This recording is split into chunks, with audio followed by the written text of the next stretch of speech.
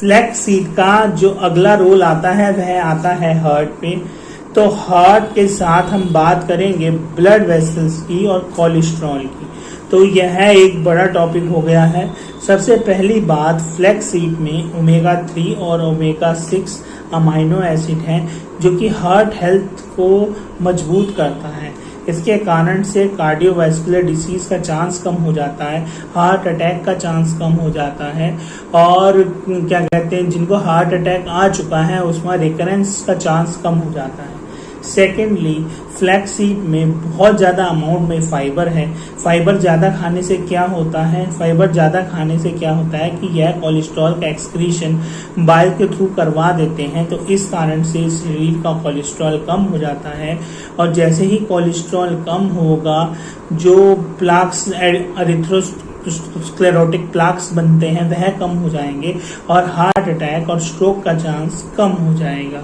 इसके साथ साथ जो आपका बैड कोलेस्ट्रॉल LDL है वह कम हो जाएगा और HDL जो कि गुड कोलेस्ट्रॉल है वह बढ़ जाएगा। तीसरा, हाई अमाउंट ऑफ पोटेशियम होने के कारण फ्लैक्स सीड वैसोडाइलेशन यानी ब्लड वेसल को चौड़ा करने का काम करते हैं, जिस कारण से ब्लड प्रेशर खुद ब खुद कम हो जाता है। और ब्लड प्रेशर अपने आप में ही एक रिस्क फैक्टर होता है हार्ट के लिए। तो यह ब्लड प्रेशर भी कम कर रहा है, हार्ट अटैक का रेट भी कम कर रहा है, कोलेस्ट्रॉल भी कम कर रहा है। तो इतना बहुउपयोगी सामान आपको कहाँ मिलने वाला है? यह फ्लैक्स सीड ही है जो हार्ट के लिए बहुत ज़्यादा लाभदायक है। तो फ्लैक्स सीड भून कर आप अच्छे अमाउंट में खाएं, जिससे कि आपका कोलेस्ट्रॉल भी कम हो जाए, हार्ट का भी काम अच्छे से करे, और क्या कहते हैं, ब्लड प्रेशर भी कम हो जाए। और इसके साथ साथ इसकी एक टेंडेंसी है कि ये प्लेटलेट्स को इकट्ठा होने से रोकती है, जो कि थ्रोम्बस बनने का मुख्य कारण है।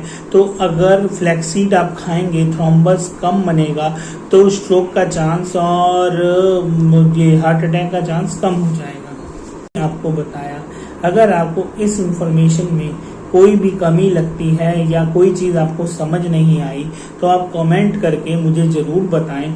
मैं उसका तुरंत सॉल्यूशन या हल, आपकी शंका दूर करने की कोशिश करूंगा। और अगर आपको मेरी ये वीडियो पसंद आई हो तो मेरे इस चैनल को लाइक और सब्सक्राइब ज़रूर करें। तब तक के लिए धन्यवाद।